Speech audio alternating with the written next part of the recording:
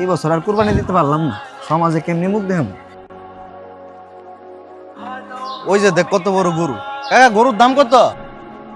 ভাতিজা গরুর দাম জিঙ্গেও না, জিঙ্গাও কয়জনে দিতাছি। হ কাকা কয়জনে দিতেছে? কয়জনে আবার আমি একলাই দিতাছি। কিও ভাতিজা গরুর দাম জানতা না? হ কাকা গরুর দাম কত? ভাতিজা একদম 2 লাখ। কি কোন কাকা, আপনার গরুটা এলাকায় 1 নাম্বার হইছে। হা হা হা হা হা, ভাতিজা ভালোই কইলা। কি হাসি দেখছো? এ এলাকায় সবচেয়ে বেশি অবৈধটাও হ্যার, আর সবচেয়ে বড় গরুটাও কিন্তু হ্যার। আর এখনকার সমাজে কুরবানি মানে হইলো প্রতিযোগিতা, হালাল হারাম নাই, বৈধ অবৈধ নাই, কে কার থেকে বড় গরুটা, কে কার থেকে বড় মহিষটা কুরবানি দিল, এটাই হলো সবচেয়ে বড়। আর একটু আগে তুই জানি কি কইছিলি, সমাজে মুখ দেয়াবি কেমনে, আল্লাহর কাছে মুখ দেয়াবি কেমনে। কুরবানির চাইতে গুরুত্বপূর্ণ হইলো নামাজ। কই তুই তো নামাজ পড়স না, তোর আবার কি কুরবানি? ও বুঝতে পারছি, কুরবানি না দিতে পাইরা সমাজের এই প্রতিযোগিতায় তুই পিছায় পড়ছ, এই কারণেই তোর শরম।